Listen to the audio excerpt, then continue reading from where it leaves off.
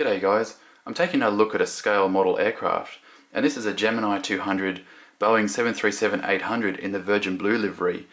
This is a 1:200 scale die-cast aircraft model. Now if we take a look at the box, it's a fairly plain box, nicely presented. You've got Gemini200 and Virgin Blue branding. We've got the item number and the aircraft model there as well. Going around the box quickly, we've just got more branding. There's no aircraft specifications that I can see on this box, and on the back we just have some information about Gemini200. But I quite like the way Gemini's presents their models in these boxes. They feel very professional. The box is quite solid. It comes with a clip which opens up, and on the inside you can see there's a nice laser cutout for the actual model. It also comes with this foam which sits on the top here, which is quite thick, as you can see.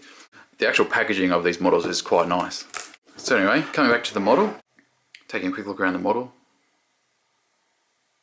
The actual detail on this aircraft is really striking. It's just a beautifully made die-cast model. Looking at the close-up now, just trying to show you some of the fine details that Gemini's put into this mold. It's really quite impressive. The decals and the printing they've got on this is superb. They've got things right down to the fine writing on the actual doors, which I can't read because it's too small, but the actual details there. You can also see a couple of metal pieces, which are the aerials, I believe, sticking out from the bottom and top of the plane.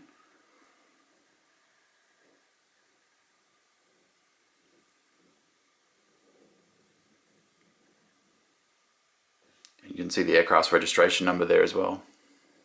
And this hump here, I believe it's got something to do with Virgin's live-to-air system, which may have GPS and internet services, but I'm not 100% certain on that.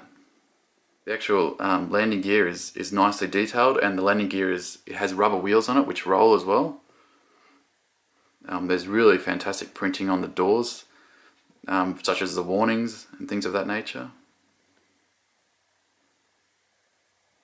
The engines also have quite nice detailing on them. I mean, the amount of detail that's gone into this mold really becomes apparent when you compare it to some of the different scales, which I'll do for you shortly.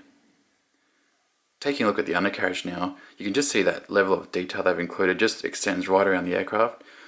You have more detailing on the actual aircraft engines there. You can see the registration number, the Gemini Jets logo.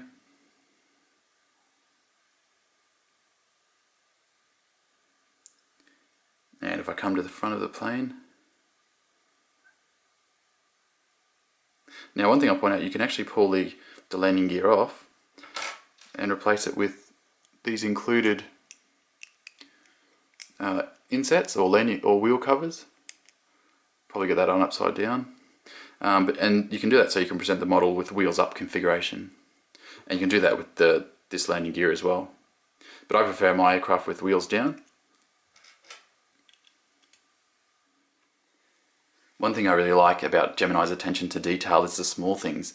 For example, you can just make out in here, Gemini's actually molded the red wheel hubcaps that Virgin have on their planes, and I think that level of detail is probably what sets Gemini apart. Taking a look at the aircraft off its mounting stand, it sits really nicely on the ground.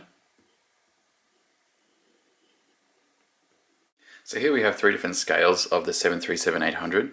We have a Skymark Supreme 1:100 scale. This is a plastic aircraft. Here we have the Gemini200, which is the die-cast metal. And this one here is a 1:400 scale Dragon Wings, which is in the Qantas livery. And you can just see the difference in size is quite massive. It really steps up as you go between the actual scales. But one thing I'll point out is this Gemini mold, the die-cast mold here, has significantly more body detail and printing than this larger Skymark Supreme model. And as you'd expect, it's much more than the 1:400 scale Dragon Wings as well.